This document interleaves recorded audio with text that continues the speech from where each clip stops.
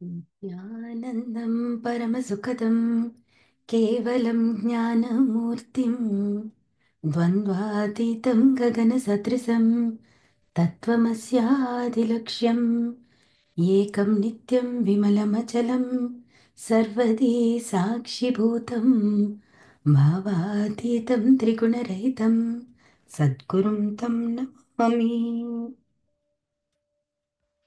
నిత్యానందం. అందరికీ నమస్కారం.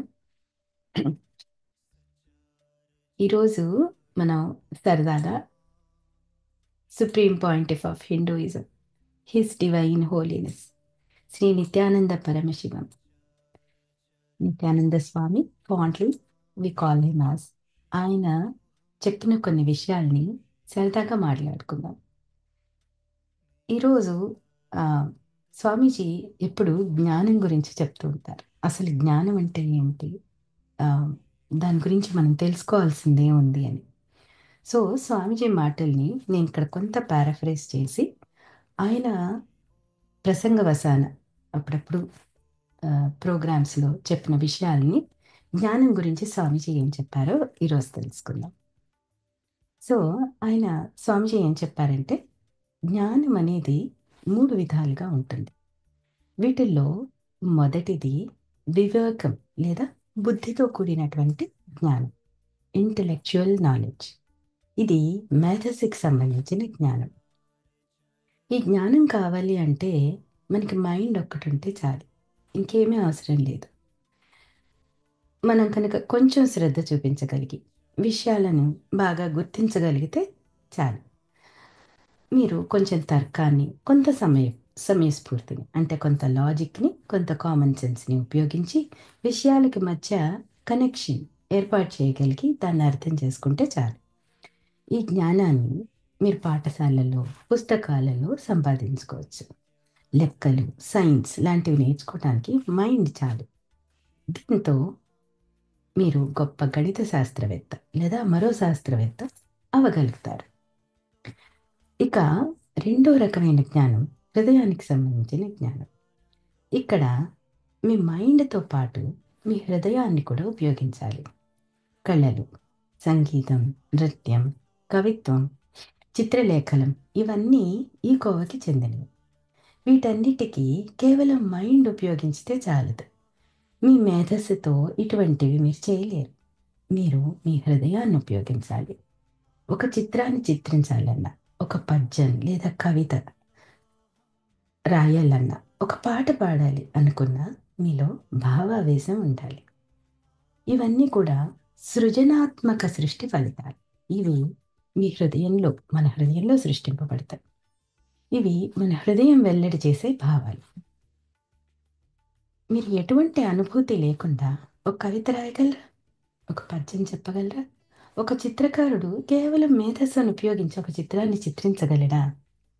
అతను తన మైండ్ని తన హృదయంతో అనుసంధానం చేయాలి.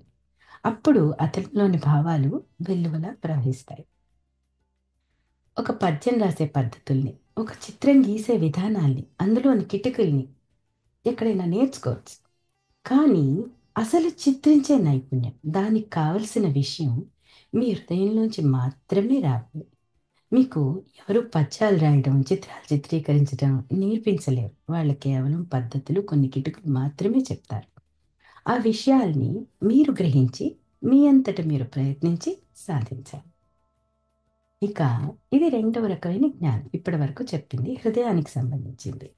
ఇక మూడో రకమైన జ్ఞానం ఆధ్యాత్మిక జ్ఞానం. మేధస్సుకి కానీ హృదయానికి కానీ సంబంధించింది కాదు. ఇది మీ అంతరాత్మకి, మీ అంతరంగంలోని మీ అసలైన ఉనికికి సంబంధించిన జ్ఞానం. నిజానికి దీన్ని మనం జ్ఞానం అని కూడా అనలేము. ఇది హేతువాదానికి అతీతంగా విషయాలని లోతుగా అర్థం చేసుకోవడం. దీన్ని మీకు నేర్పించలేము, మీరు గ్రహించలేరు. ఇది కేవలం మీ అంతరంగంతో, మీతో మీరు పొందే సంయోగంలో జరగవలసిన విషయం. స్వామీజీ ఎప్పుడూ ఒక విషయం చెప్తూ ఉంటారు. ఆయన ఏమంటారంటే, మీకు ఆధ్యాత్మికం నేను నేర్పించను, మీరు నేర్చుకుంటారు. మీరు దీన్ని గురువులు చెప్పే విషయాలని గ్రహించడం ద్వారా మీ అంతరాత్మ దశలో నేర్చుకుంటారు. ఇది ఒక శక్తి. గురువులు చెప్పే మాటల వెనక చాలా గొప్ప శక్తి ఉంటుంది. మీరు కనుక దానిని మీ లోనికి ప్రవేశింపజేసుకోగలిగితే, ఆ శక్తి మీ లోపలికి దూసుకుపోయి, మీ అంతరంగంలో ఉనికిని, మీ అంతరాత్మని స్పృశించగలుగుతుంది. అప్పుడు ఆ శక్తి మీలో మార్పుని తీసుకురాగలుగుతుంది. ఆ మార్పు కేవలం మైండ్ నుంచి వచ్చే మాటల వల్ల కానీ, హృదయం నుంచి వచ్చే అనుభవాల, అనుభూతుల నుంచి కానీ సాధ్యం కాదు. అవి ఆ మార్పుని తేలేవు. స్వామీజీ మాట్లాడేప్పుడు ఆయన అంతిమ సత్యంతో ఆయన పొందిన అనుభవాల నుంచి, ఆయన అంతరాత్మ నుంచి మాట్లాడతారు. మనం వినేటప్పుడు మన అంతరంగంలో ఉనికి నుంచి పరిపూర్ణమైన శ్రద్ధతో పూర్తిగా వినాలి. అప్పుడు మాత్రమే స్వామీజీ అనుభవాలని కొంతవరకైనా చూడగలుగుతాం. స్వామీజీ అంటూ ఉంటారు, నేనేవో కొన్ని మాటలు చెప్పటానికి ఇక్కడ లేను. మిమ్మల్ని ఈ మాటలకి అతీతంగా తీసుకెళ్ళటానికి ఇక్కడ ఉన్నాను అని. మీరు ఇప్పుడు పూర్తిగా తెలుసుకునే తత్వంతో చాలా నిశ్శబ్దంగా ఉన్నప్పుడు మాత్రమే మీరు ఈ మాటలకి అతీతంగా వెళ్ళగలుగుతారు. దాన్ని మెడిటేటివ్ స్టేట్ అని కూడా అంటారు. అప్పుడు మీరు మీ ఆత్మని దర్శించగలుగుతారు. ఓకే.